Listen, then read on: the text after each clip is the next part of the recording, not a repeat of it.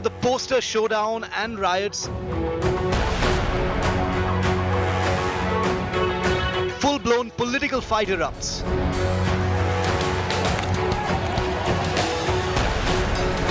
It's now Aurangzeb ki औलाद versus Godse की औलाद. सवाल ये उठता है कि अचानक इतने औरंगजेब के औलादे कहाँ से पैदा हुई, इसका असली मालिक कौन है? ये कौन सी जबान है एक डिप्टी चीफ मिनिस्टर की जो चीफ मिनिस्टर था 5 साल के लिए? फिर गोडसे की औलाद कौन है? Who's fueling the Aurangzeb fire? The big focus on 5 Live.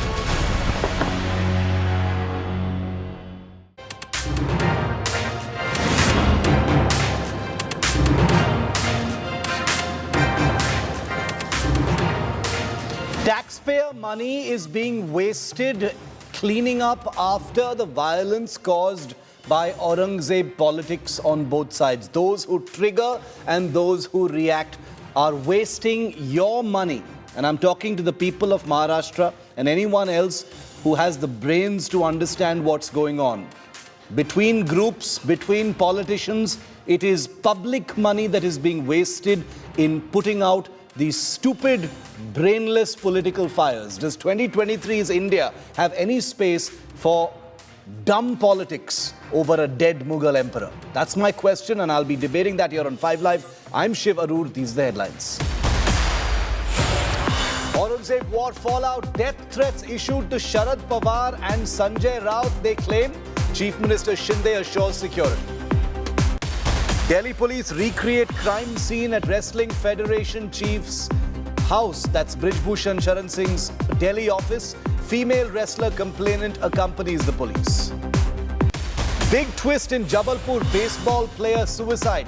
Accused Abdul posed as a Hindu to lure the girl. The baseball player died by suicide after blackmail by Abdul. Political war over Congress government's plan to revise Karnataka textbooks and remove RSS founder Hedgewar chapters. BJP lashes out at Sidhu Sarkara. Congress claims RSS founder wrote mercy letters to the British. Donald Trump indicted in classified documents case. First ex-US president to face federal criminal charges. Trump alleges greatest witch hunt of all time.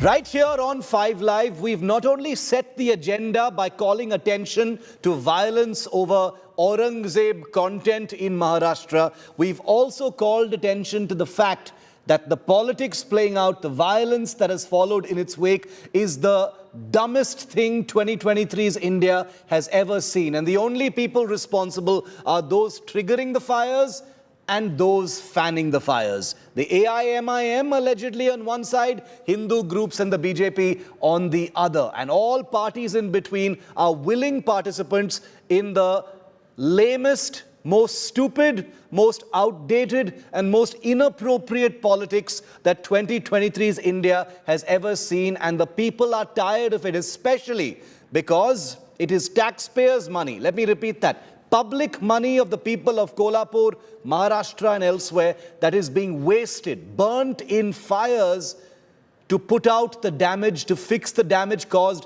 by idiotic politics like the Aurangzeb politics that's playing out in Maharashtra. This latest flashpoint in Kolhapur unraveled into an Aurangzeb ki aulad versus Godse ki aulad showdown. Can you imagine something that ridiculous and stupid? Are the people of Maharashtra, are the people of India so dumb to believe that the politicians can get away with this kind of thing? Well, after Aurangzeb posters and WhatsApp statuses glorifying the Mughal ruler, designed to provoke, designed to incite, designed to create, discontent within communities, it sent Maharashtra to the edge. And I don't even know why. The ruling BJP and the opposition are locked in a war of words that is all too familiar and all too stupid. But who is fueling the Aurangzeb fire? We have to ask. We are compelled to ask, viewer, because violence has taken place, people have gotten hurt, public property has been damaged, private property has been burnt, and taxpayer money has been used. And that's why we need to find out, who does Aurangzeb's ghost really benefit in all of this? Watch this report. Political showdown erupts over Mughal ruler Aurangzeb in Maharashtra. 2 days after Hindu right-wing groups went on a rampage in Kolhapur against WhatsApp status hailing Aurangzeb, political parties in the state are accusing each other of inciting riots. The Bharatiya Janata Party has blamed what it calls the Tukde Tukde gang for inciting this vandalism, describing Aurangzeb as a tyrant who committed atrocities against Hindus. Vote के खातिर कहीं छत्तीसगढ़ में धर्मांतरण, कोल्हापुर में बाबर के औलाद खड़े हो जाते हैं, औरंगजेब के औलाद खड़े हो जाते हैं, भारत के सनातनियों की अस्मिता के साथ खेलते हैं, तो मराठा के लोग तो विरोध करेंगे। The AIMIM, which is blamed for holding the rally in Ahmednagar where these Aurangzeb posters were flaunted, has accused the BJP in return of orchestrating the riots allegedly in Kolhapur. Deputy Chief Minister Devendra Pandey, on the other hand, has called the rioters descendants of Aurangzeb. सवाल ये उठता है कि अचानक इतने औरंगजेब के औलादे कहां से पैदा हुई, इसके पीछे कौन है, इसका असली मालिक कौन है, ये भी हम ढूंढ के निकालेंगे। कौन जानबूझकर महाराष्ट्र में कानून व्यवस्था खराब हो और महाराष्ट्र का नाम खराब हो, ये करने की कोशिश कर रहा है, ये भी हम ढूंढ के निकालेंगे। ये कौन सी जबान है एक डिप्टी चीफ मिनिस्टर की, जो चीफ मिनिस्टर था 5 साल के लिए, और जो उसके अतराफ के लोग बोलते हैं कि एक दिन वो प्रधानमंत्री भी बन सकता है, वो कह रहा औरंगजेब की औलाद। फिर गोडसे की औलाद कौन है, आप्टे की औलाद कौन है, मदन लाल पावा की औलाद कौन है? The Shiv Sena Uddhav faction has accused Shinde government of using Aurangzeb as a political tool. आपका कहना है कि हिंदुत्व खतरे में क्यों पड़ जाता है अगर कोई औरंगजेब का पोर्ट्रेट अगर सर पे खतरे में नहीं है, उनको लगता है उनका हिंदुत्व बहुत कमजोर है। तो फिर ऐसे एंटी सोशल एलिमेंट्स को कितनी रियायत दी जाए आपके हिसाब से सर? ठोक देना चाहिए, जैसे यूपी में हो रहा है। Amid this Aurangzeb face-off, Maharashtra opposition leaders are claiming they are receiving death threats. NCP MP Supriya Sule met Mumbai Police Commissioner to file a complaint. She said her father and party chief Sharad Pawar got threats over WhatsApp. आदरणीय पवार साहब के नाम से आज मेरे WhatsApp पे ये message आया है। उनको एक धमकी दी गई है, एक वेबसाइट से दी गई है, और वैसी ही धमकी और भी इस रिलेटेड जो अकाउंट्स है इस पे आई है। मेरी विनती रहेगी होम मिनिस्टर से, महाराष्ट्र के भी और देश के भी होम मिनिस्टर से, कि ऐसी जो हरकतें हो रही है ये गंदी घटिया राजनीति है और ये कहाँ भी रुकना चाहिए। Sanjay Raut's brother, speaking to India Today, also alleged his brother is getting death threats for speaking out on the Aurangzeb issue. 4 साढ़े 4 बजे मुझे 3-4 कॉल आ गए जी, और उन्होंने उसमें बोला कि संजय राउत साहब उन्होंने फोन उठा नहीं रहे, डर गए। उनको बोलना ज्यादा आवाज करना मत, तुम्हारा सुबह का प्रेस कॉन्फ्रेंस बंद करो, भोंगा बंद कर दो, नहीं तो तुम्हें और दोनों भाइयों को जल्दी से जल्दी मैं स्मशान भूमि में पहुंचा दूंगा, दोनों को मैं जल्दी से जल्दी गोली से उड़ा दूंगा। The Maharashtra police has registered 4 FIRs and arrested 36 people for stone pelting, vandalism and rioting in Kolhapur. Aurangzeb has become a political issue in a state that will be crucial for both the BJP and opposition in the upcoming 2024 Lok Sabha elections. Bureau Report, India Today. So just to sum up what has happened so far, so you're completely with me as we head into a political debate. It all began with Aurangzeb posters, alleged Aurangzeb posters being flashed in Ahmednagar in Maharashtra a couple of days ago. 3 youth then posted WhatsApp status apparently glorifying Aurangzeb. Then there were riots over the Aurangzeb poster and WhatsApp status that erupted in the city of Kolhapur in Maharashtra. Aurangzeb effigies were then burnt in Mumbai. Then you have Maharashtra's Deputy Chief Minister Devendra Pandey warning against Aurangzeb glorification. AIMIM, Shiv Sena, Uddhav Sena claiming that the BJP is raking up Aurangzeb issue, for the upcoming local body polls, etc.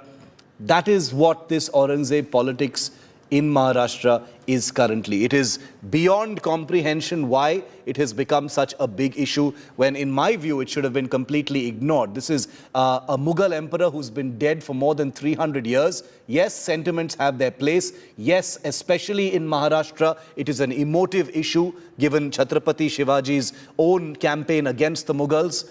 But should such politics be allowed to create a law and order situation to such an extent that the public is affected and public money is being wasted like water in places like Ahmednagar and Kolhapur? Joining me live now, we're going to go across, before we go to our guests, I want to show you who has said what. Because remember, Maharashtra is like a mixed plate of politicians. Many who don't agree with each other are in bed with each other. Let's just remind ourselves where each one stands.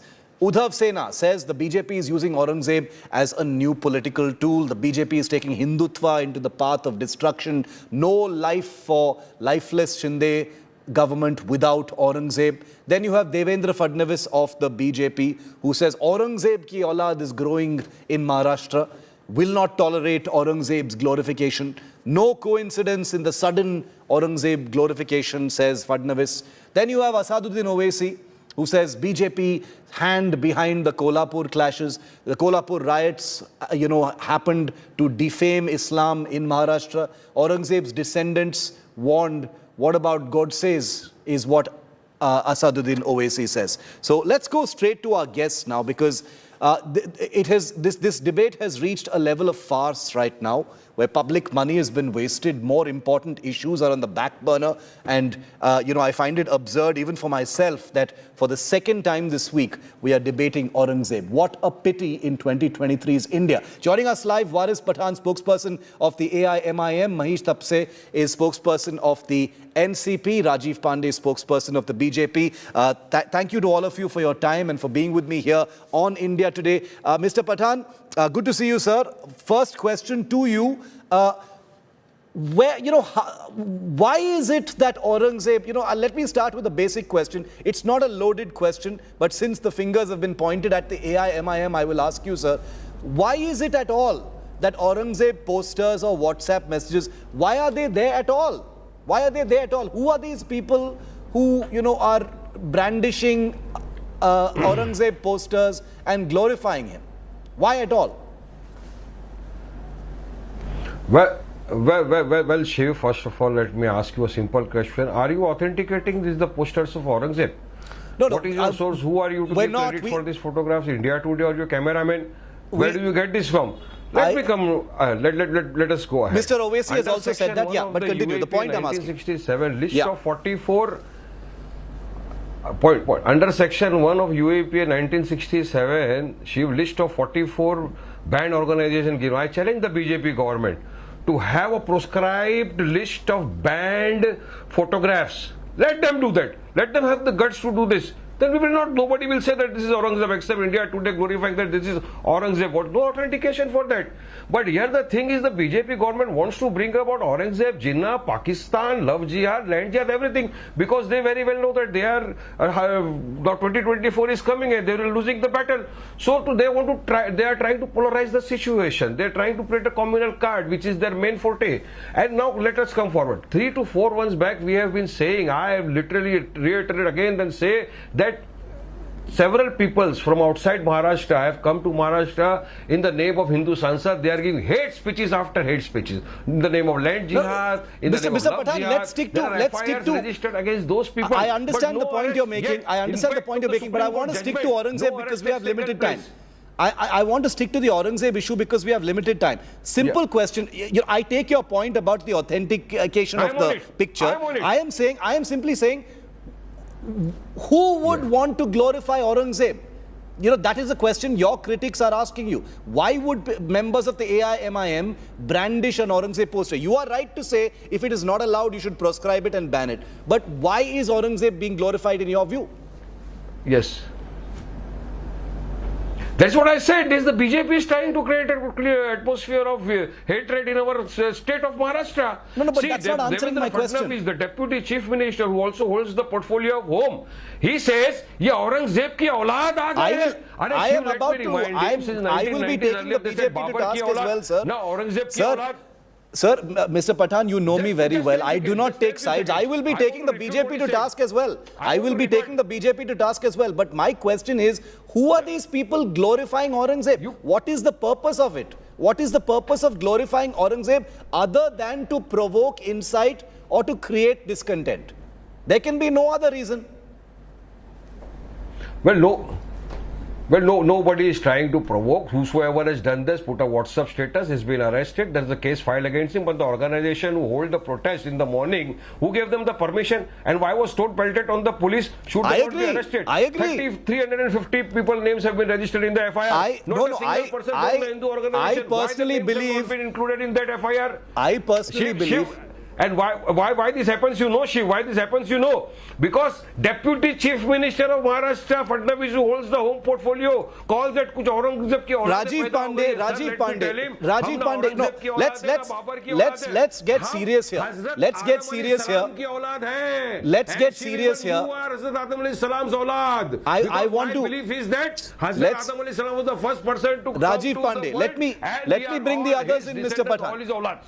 Rajiv Pandey, where was the need for Devendra Fadnavis to go and say Aurangzeb ki aulad at a time when violence is already taking place in Kolhapur? In my personal view, see, I am a humble journalist, sir. I do not profess to be, you know, what politicians can be. But my sense is, if some people have brandished a poster, if some people have put up a WhatsApp status, take action against them and let it go. Why does it need to become a bigger deal? You have given them more oxygen. Those pictures of Aurangzeb are being flashed everywhere. They have gone viral. You have given it even more attention, which is why your critics are saying, you are hand in glove, you have caused this. That's what Varis Pathan is also saying.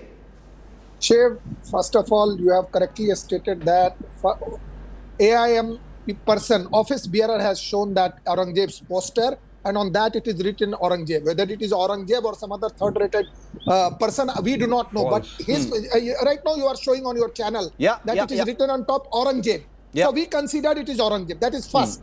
Second point, in Maharashtra, nobody can accept.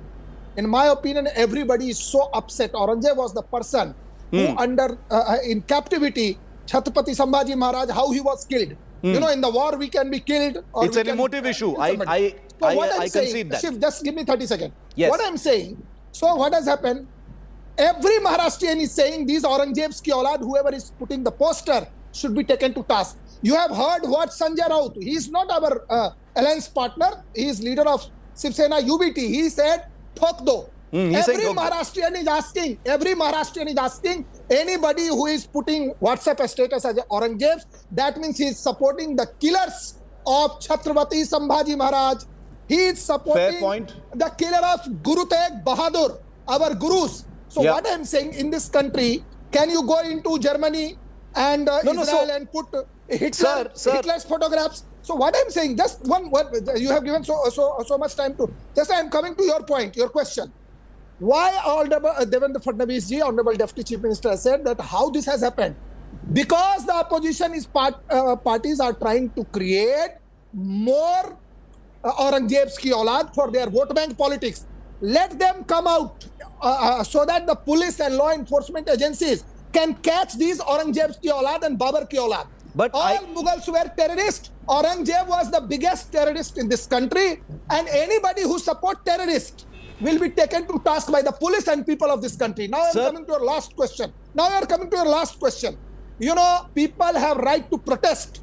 Sakal Hindu Samaj did protest and they were not involved in any violence. It is the people who are Aurangzeb's ki aulad infiltrated into that protest and tried to create problem. Police is identifying these all Aurangzeb's. Let the police investigate and they will be taken care. To report. They will be taken care. Don't worry. No, but I'll just come to you. I'll just come to you, Varis Pathan. No, but Rajiv Pandey, my interjection to that would be, when the police knows, you know, again, I want to put a disclaimer here. I cannot do the job of the police, and I don't even profess to know as much as the police. I know they have a very difficult job, especially in such places. But my sense as a citizen would be that if specific acts of incitement or provocation are taking place, shut those down. Arrest those people, take action against them. Even if that picture is not banned, which is the point that Varis Pathan was making, there are provisions under the law such as, attempt to create disharmony, attempt to disturb the peace. You can apply all those sections and shut those people down. Throw them into lockup for 5 days, sir. Sabak seekh jayenge. Shivji, that police is taking action. The issue is when the people have right to protest. You are talking about Devta. Shivaji Maharaj, sir, I understand that. Devat. Sir, so what I'm saying, people, sir, just last line. One line, Shivji, just one. People came to protest that peacefully. You're saying it turned violent not because of them. They started throwing a stone. I'm saying when they came to protest peacefully, Babar ki aulads, and there you can see it in the videos that who are throwing stones. Okay. Who are throwing stones. Varis Pathan, quick rebuttal, then I want to bring in Mahesh Tapse. Well, Rajiv Pandey said that MIM people, they took out the photographs, they showed the posters. Let me remind him, it was not the MIM. Nobody was connected with the MIM, but these are just a pattern. Whosoever does this, just connect him to the MIM. He has failed to say what Devendra Pandey said, that they are Aurangzeb ki aulad.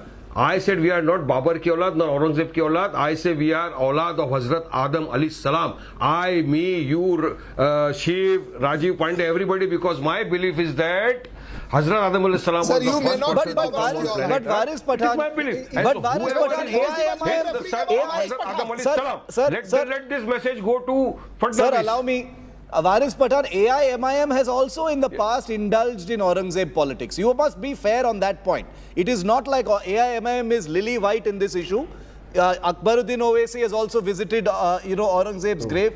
Many things have been said in the past as well. So what? So people will say, Shiv, people will say it's a fixed match, sir. Monument. People will say it's a fixed match. Protected monument. People will say it's a fixed match. Modi. I am am saying, take out a circular and say nobody should go there. I personally don't see anything wrong with it at all.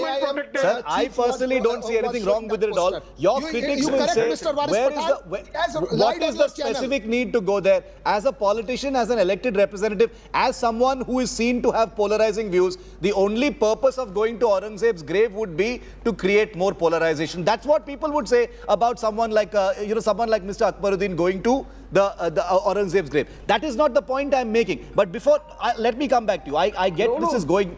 There is a blame game going on between the BJP and the AIMIM. Advani goes to the Jinnah's grave in Pakistan. You saw what happened to him politically, sir. In Pakistan, Shiv, you know that very well. You saw.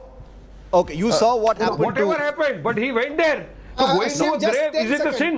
There is on ASI protected monument. Let Modi take out a circular. Sir, we are not talking about sin. But just blaming MIM for everything, it is not correct. We are not saying anything is a sin here. Anything that's done, in the purview of the law is absolutely fine. Everybody is free to go to Aurangzeb's grave. As you rightly said, it's an ASI protected monument. What the BJP is saying, but you are accusing the BJP of fanning this fire. Rajiv Pandey, how do you respond to that? This could have been a small law. The AIMIM. More than 50 8 speeches have been given in Maharashtra. But Varis Pathan, the AIMIM cannot wash its hands off this issue by saying none of our people, we don't have anything to do with this. The AIMIM, no, I'm sorry. The AIMIM cannot completely wash its hands off the issue. The same way. I understand sentiments. Rajiv Pandey, sentiments can be understood. Just give me 10 seconds. I'm coming to you. You can answer me, but just take my question. I am saying sentiments can be understood, sir. हम सब sentimental लोग हैं इस देश में. But there has to be a law and order. Law and order has to have primacy in this country. Agar sentiment pe chalenge, then we will be in riots 24 hours. Of the state government. Shivji, yes. All riots to maintain peace and law and order situation. What I'm saying, sir, let Rajiv finish. I'll come to you. Let Rajiv finish. I'll come to you. Totally, what was the intelligence doing? Let Rajiv finish. I'll come to you. What was the intelligence doing? What was the home minister doing? Varis bhai, you are my friend. Allow me to speak at least. Yeah. What I'm saying, law is already into motion. All the rioters are arrested, and they will not be spared whether they are from this organization or that organization. What I'm trying to say, what AIM right now doing everywhere, they are supporting these kind of radical Islamists, and they are involved and vitiating the atmosphere. I am telling you, sir, Whom did on we this support, channel, sir? I am saying Whom all did these we kind support, of sir? radical Give at least Islamists. one example, I am sir. saying, I'll tell you, Ahmednagar chief was Whom did we wearing that support? We photograph. support the constitution and the Ahmednagar, democracy I'm telling and you, secularism sir, of our you are great just taking, nation. this is very sad. Ahmednagar, your party district No, chief you are was responsible for showing. creating the right I am situation in saying, Maharashtra, I am sir. saying, the Because way you did you are not stop doing, those people you who will were giving face it. the consequences as per law. I am You saying your allowed them. party may also face You gave the them leverage to consequences go as and per give law. hate speeches in I am Maharashtra. saying That is why the these situation kind is of tough today in people. Maharashtra. Once again, what he is trying, Owaisi is trying to become another Jinnah in this country, but he's forgetting this is not 1947. This is not the Congress right now. BJP I is object. ruling.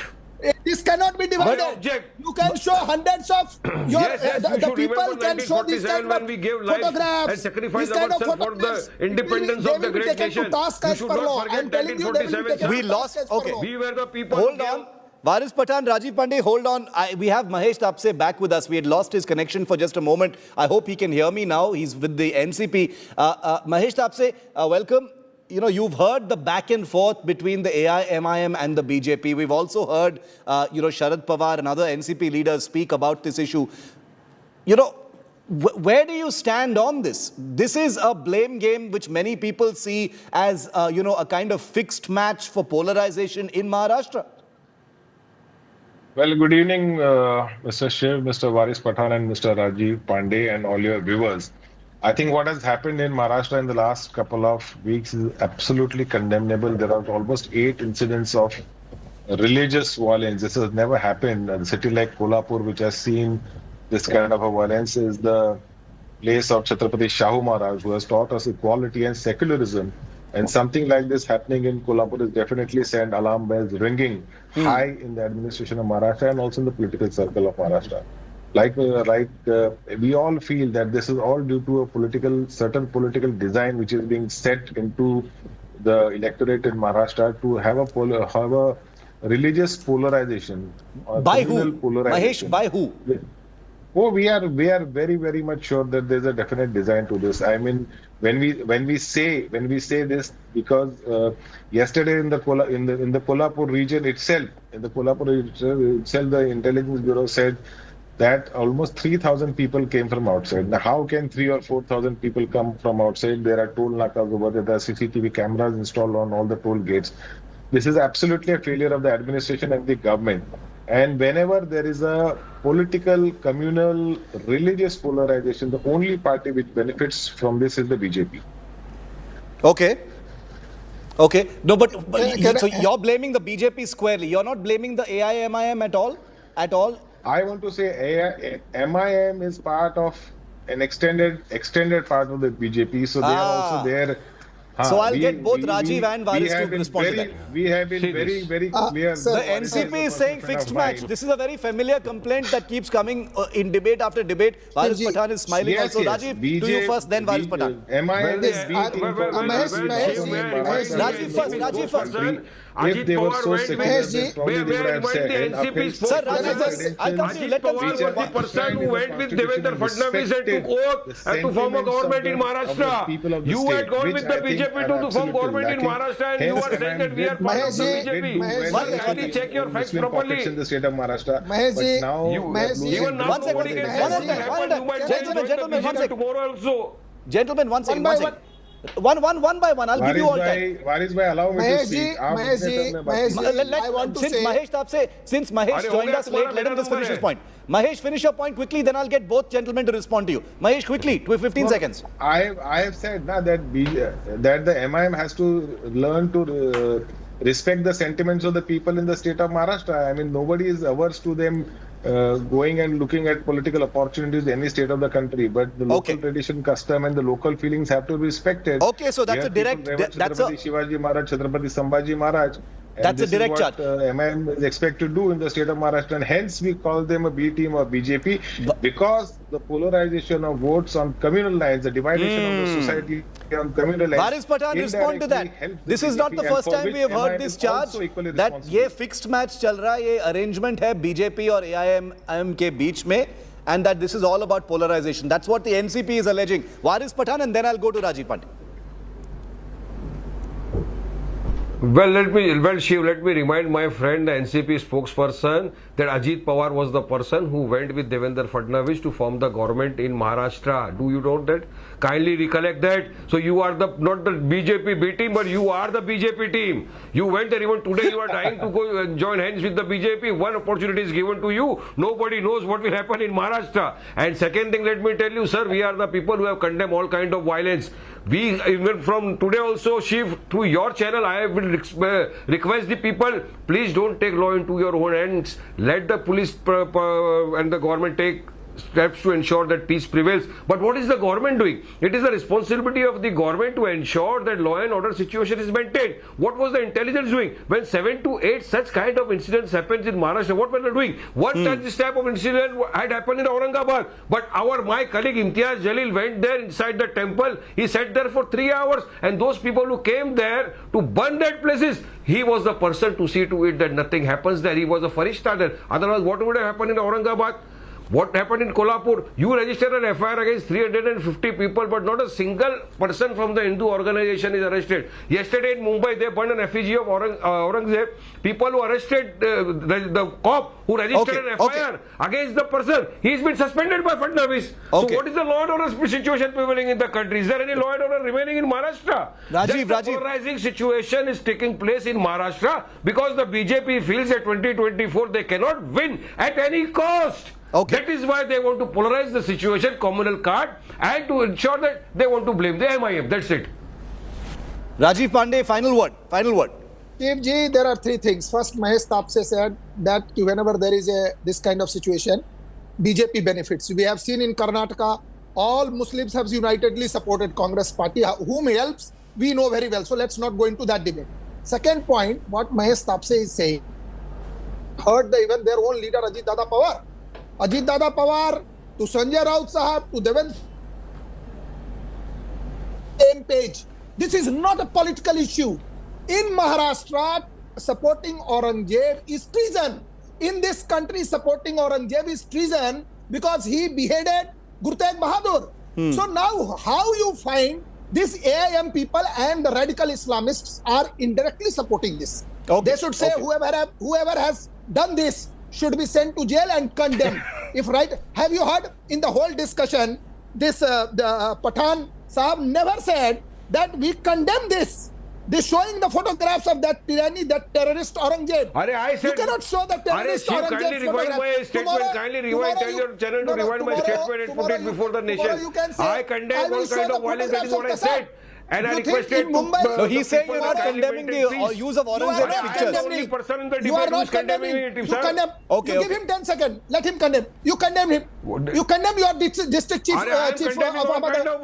Condemn, please.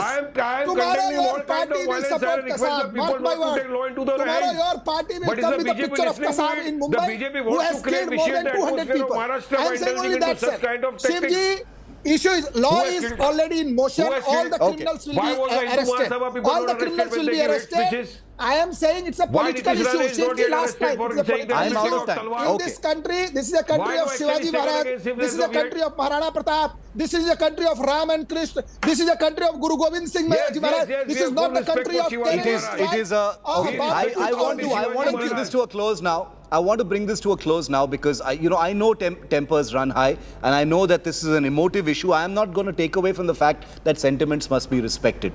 My starting point and my ending point in this entire debate has been: should public money, should public energy, should political money have to be wasted on a dead Mughal emperor? Is my only question. I started with it and I would like to end with it as well. I don't think the people of Maharashtra have got an answer for it. I don't know how many crores of rupees have been wasted in the damage that has been done in Kolhapur and elsewhere.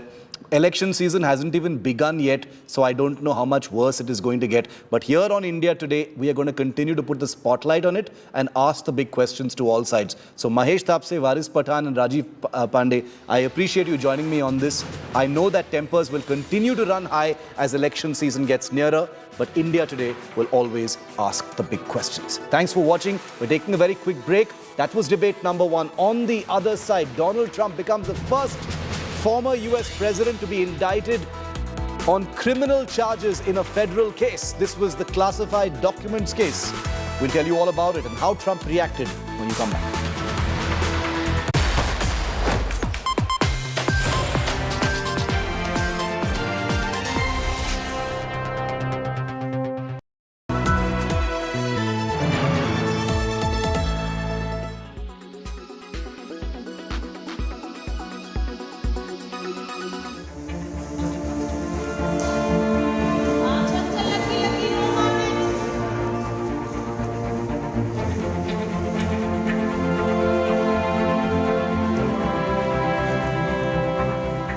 Bouts of wrestling go on while the temperature is about to cross 45 degrees. Tin shade traps heat up, but these girls sweat it out on the mats with Eklavya-like concentration. The rising heat inside the akhada doesn't tire them, nor is it tiring out the protesters on the streets. This is the peak of competition season, and for these teenagers, this is the golden time. It can make or break them. इस बारे में घर पे कहीं पे बात नहीं होती, वो फालतू की बातें माइंड पे डालना नहीं चाहते, वो बोलते हैं सिर्फ अपने ऊपर और अपनी प्रैक्टिस के ऊपर फोकस करो. अभी कंपटीशन टाइम चल रहा है. Vinesh Fogart and Sakshi Malik are their role models. अच्छा, सबसे फेवरेट रेसलर कौन है? सबसे फेवरेट हसन याजदारी और यूई सुजाकी. विनेश फोगाट. अरे क्या बात है. मेरा भी साक्षी मलिक. साक्षी मलिक, उनका वीडियोस वगैरह देखा है विनेश फोगाट का? जी. तो कौन कौन सा मैच देखा है उनका? मैं उनका रियो ओलंपिक का देखे थे. मैं सभी इंडियन रेसलर्स के भी और बाहर वाले रेसलर्स के सभी जो कंपटीशन मैचेस होते हैं सारे देखती हूँ live. Their stars are on protest, asking for justice, trying to make wrestling a safer sport for women. In Haryana, these young girls and their parents and coaches are standing solidly behind the protesters. ये तो गलत हुआ उनके साथ. वो medal लेकर आए थे तब उनके साथ सेल्फी लेते थे, अब उनके साथ ऐसा व्यवहार करें तो वो अच्छा नहीं लगा. वो इतनी मेहनत करके आए हैं और उनकी सुनवाई नहीं की गई और वो वहाँ बैठे हैं जाके. वो इसलिए तो बैठे हैं, वो भी बदतमीजी कर सकते थे, वो भी गलत कर सकते. किसी के साथ मारपीट करना या आग लगाना या और भी कुछ भी बहुत गलत होता है, बहुत कुछ वो भी कर सकते थे. वो आराम से बैठे हैं, रिक्वेस्ट कर रहे हैं, अपनी जो भी मैसेज है या कहीं जाना है, हाथ जोड़ जो भी उनसे बन सकता है वो शांति से सब कुछ कर रहे हैं. फिर भी उनके साथ वही मारपीट है, उनको धकेला जा रहा है, उनके साथ बुरा व्यवहार. लाइट नहीं दी जा रही है, पानी नहीं देने जा, अपने खुद की फैमिली है उनसे नहीं मिलने दिया जा रहा है, उनकी फैमिली को उठाया जा रहा है. हर चीज सब कुछ ही तो गलत किया जा रहा है उनके साथ. इंसाफ मिलना चाहिए, सुनना चाहिए, न्याय करना चाहिए, जो भी उनकी जांच पड़ताल करनी चाहिए. दुख हुआ था बहुत, क्योंकि हम एक साथ कर चुके हैं, इंडिया कैंप अटेंड कर चुके हैं और विनेश के साथ मैं एशियन चैंपियनशिप भी गई हूँ, तो हम जानते हैं काफ़ी टाइम से उनको. तो हर्ट हुआ था बहुत, उनको जैसे ट्रीट किया जा रहा है. या फिर गुस्सा आ रहा है क्योंकि वो देश के स्टार पहलवान है जी, और उन्होंने देश का तिरंगे का मान रखा है जी, देश के लिए मेडल जीते हैं जी. उनको ऐसे नहीं घसीटना चाहिए जी, ऐसे नहीं घसीटना. आपको क्या लगता है कि बृजभूषण की गलती है? इतना इल्जाम लगाया जा रहा है तो इंक्वायरी होनी चाहिए. हाँ जी, इंक्वायरी होनी चाहिए. कुछ होया है जब तो ये एलिगेशन लगा रहे हैं जी, बैठे हैं और इनके साथ कोई तो बात हुई है जी, ऐसे तो कोई नहीं बैठ सकता जी.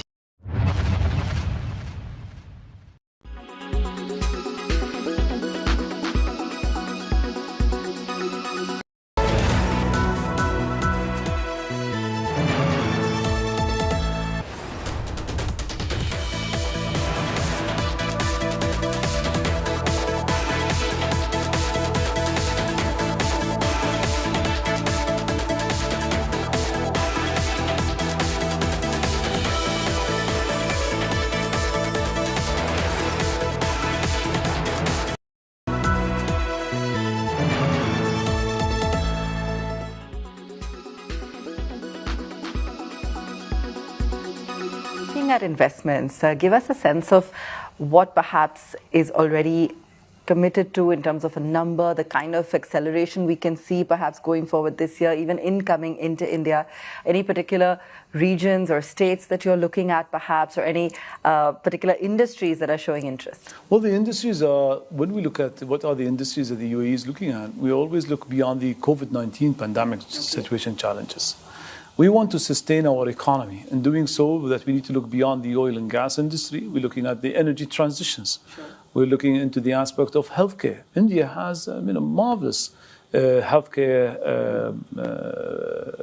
facilities, doctors, talents, and I think there's a huge aspects of investments to do there.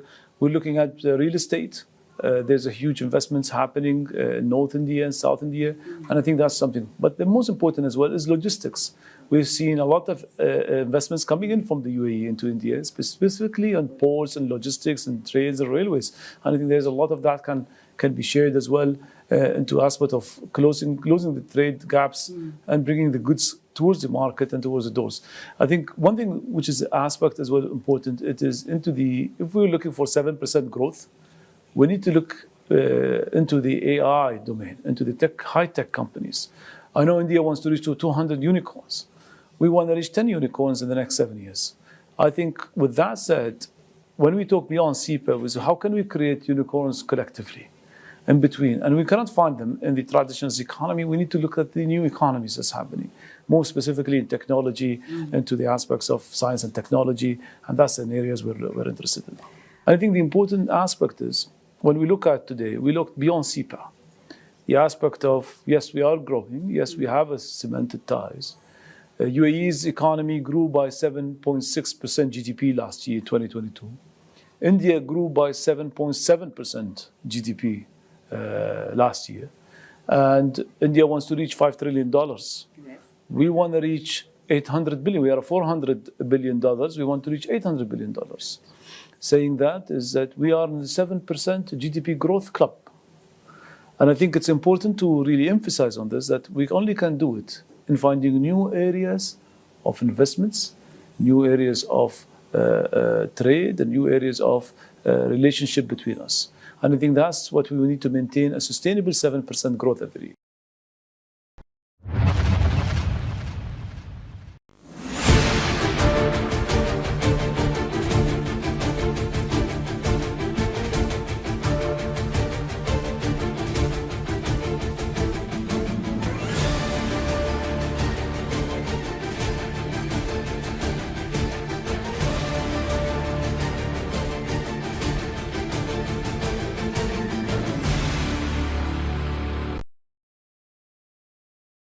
Quality today. In Delhi, 117. In Mumbai, 27. In Kolkata, 93. In Bangalore, 57. In Chennai, 89. In Hyderabad, 74.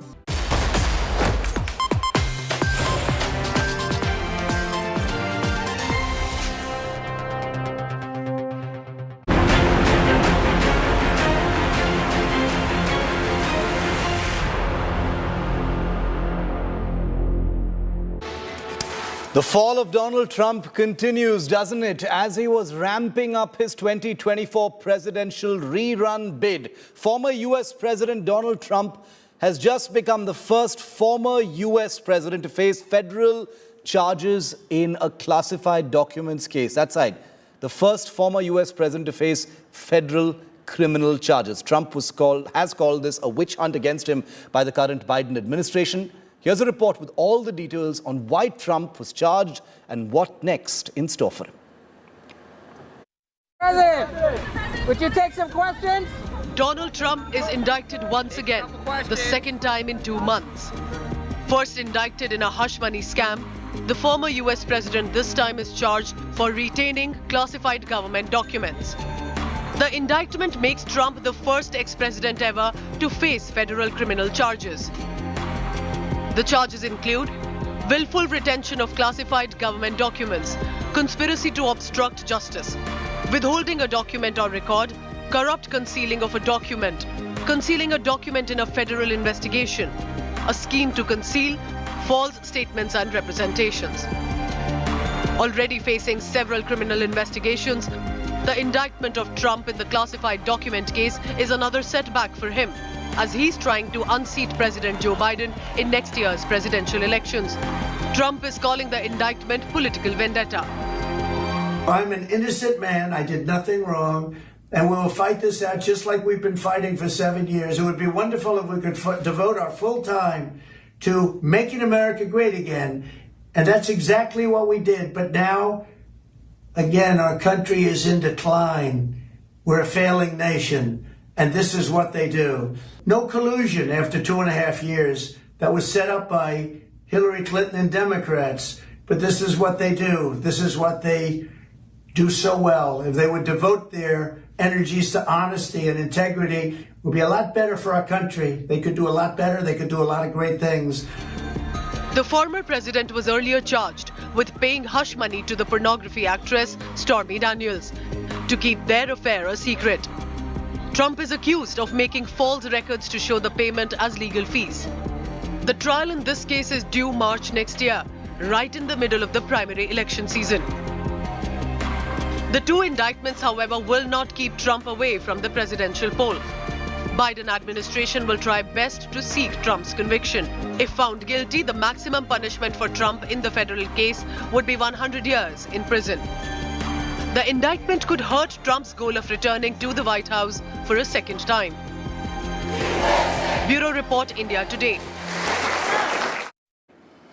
And perhaps the most disturbing video that's emerged today from some part of the world, a gruesome clip of a man being circled and then eaten alive by a shark off a beach in Egypt, has gone completely viral. It has shocked and dismayed people all over the world. I'm going to get into that video, show it to you and explain it to you on the other side.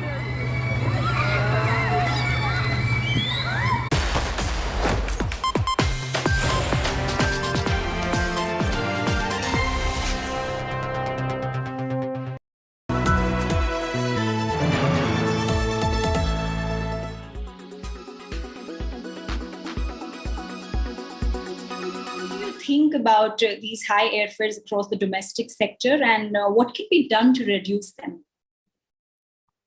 You know, Karishma, I think every once in a while when there is suddenly a demand-supply sort of gap, there is this, sometimes it happens that there are these fares that peak. And frankly, I've said this, the same boring thing for now almost 15, 17 years, that airfares consistently should be affordable. Now, there will be always some peaks and troughs depending on how much there is demand, but there should not be any gouging of fares. You know, there should not be any unnecessary abuse of a particular near-term opportunity. How do we bring fares down? I mean, which is what you asked me. I think it's probably a combination of two things. At an overall level, there needs to be consistent supply of new capacity coming in, because India is a highly underpenetrated market. For a country of 1.4 billion people, give or take 500 commercial airplanes is really nothing, you know. And not all those 500 commercial airplanes are flying, and not all of the ones which are flying are in the domestic market. So it's the actual domestic capacity is even less than those 500 airplanes. So just continuously new capacity coming in, new airplanes coming in to meet that demand is the basic fundamental. The second is that, I have a reasonably simplistic view on fares, that, it should be at a level which meets the cost of an airline. And at the same time, it cannot be something which hurts the customer. Now, the way to really do that is, even when you're bringing in new capacity, for airlines to be able to focus on their cost structure. Because if their cost structure is much lower than in the past, then the fares, even if they meet that cost, does not have to be something which starts, becoming a pain point for customers. So I think this is the way I kind of look at airfares.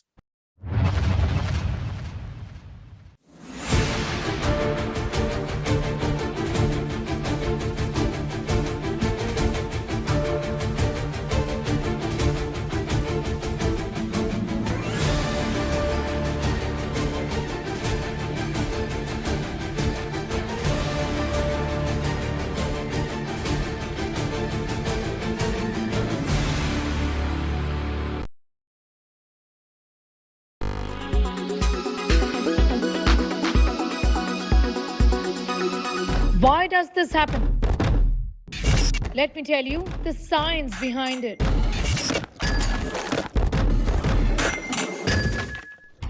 For more informative videos like this, keep watching India Today News Mo.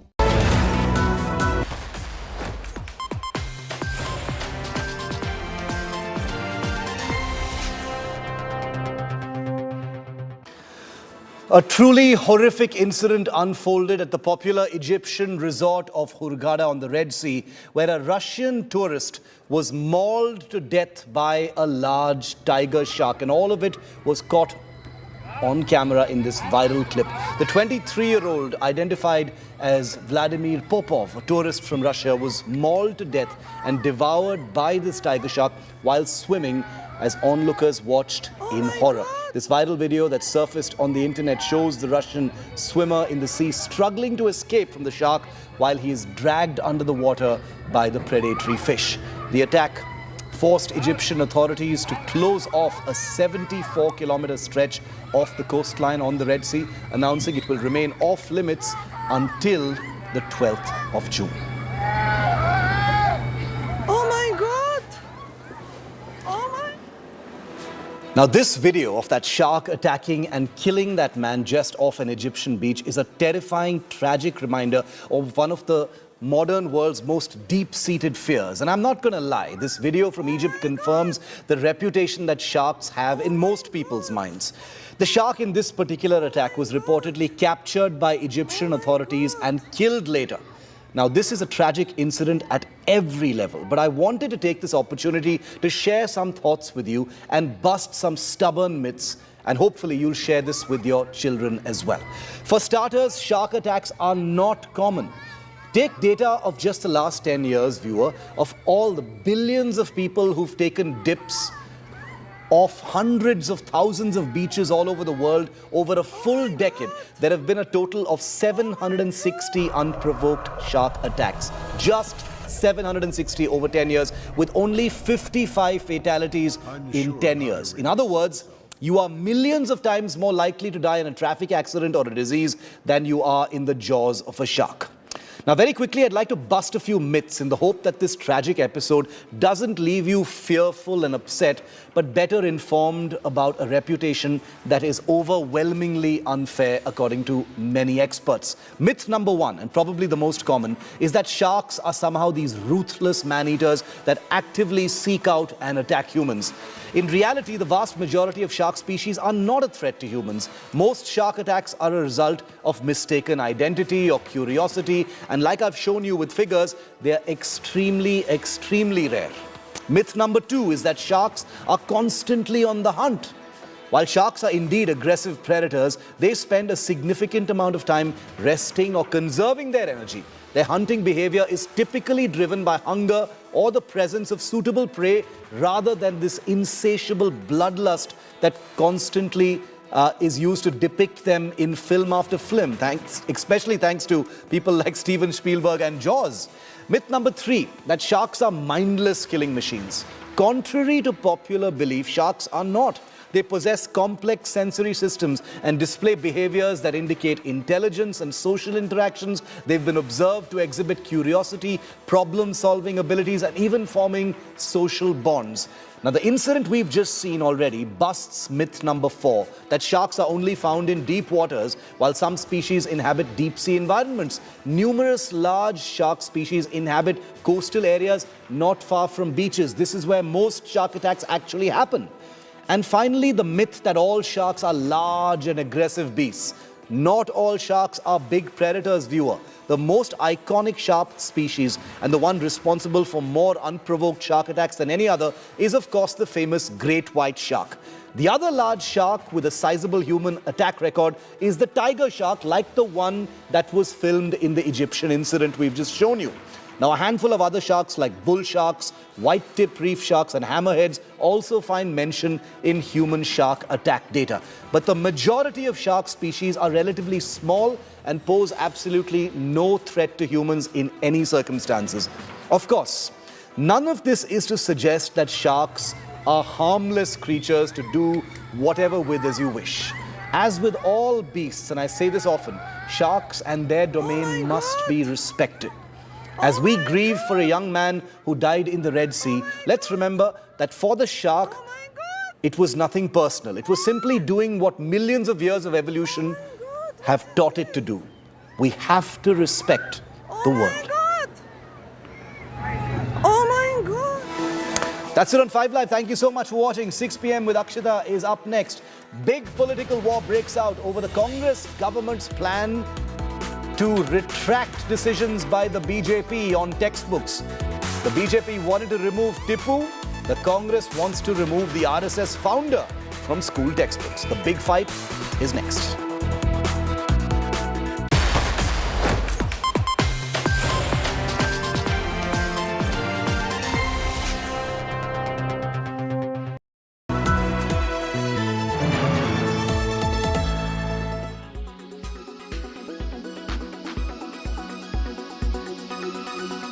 Elon Musk's Tesla has agreed to the Indian government's demand to set up a vendor base in India. Currently, more than half of Tesla's global production takes place in China. My colleague Chetan Bhutani joining us on the story. Chetan, does it mean Tesla is a step closer to shifting part of its business out of China and into India? And by when could we see this happen?